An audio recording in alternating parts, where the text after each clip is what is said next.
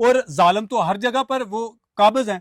تو اس لیے اگر پولیس نے ایسے گھنونا جرم کرنے والے جو عناصر تھے جن کے بارے میں علاقے میں بتایا گیا کہ یہ بڑے با اثر ملزمان تھے، ان کو اگر مبینہ انکاؤنٹر کر کے ان کو ہلاک کیا گیا یا پھر ان کو نشان عبرت بنایا گیا، تو اس کی وجہ یہ ہے کہ آئندہ کوئی اس روڈ پر بے خوف ہو کر میاں بیوی، بہن بھائی، بیٹیاں، ہماری بہنیں جو ہیں وہ دن رات آ جا سکتی ہیں، ان کی عزت اور ان کی طرف کوئی میلی آنکھ کر کے نہ دیکھے. تو یہ پولیس نے جو عمل کیا ہے، میں اس پر کسی قسم کی کوئی تنقید نہیں کر رہا، لیکن بہت ساری چیزیں جو تھی وہ اگر انٹیروگیٹ کر لی جاتی. یعنی کہ آپ کے کہنے کا مقصد ہے کہ بہت سارے حقائق جو ان کو محسوس کیا گیا ہے. مجھے یہ بتائیے گا کہ ویڈیو آپ نے دیکھی ہیں، جی ہم بالکل. نہ اپنے ناظرین کو نہ دکھا سکتے ہیں، نہ سنا سکتے ہیں، نہ وہ سننے دیکھنے کے قابل ہے. بالکل ایسے ہی ہے. اچھا، جرم ہوا ہے، بالکل جرم ہوا، میں نے آپ کو بتایا جرم ہوا ہے، سزا کس کی ہوتی ہے؟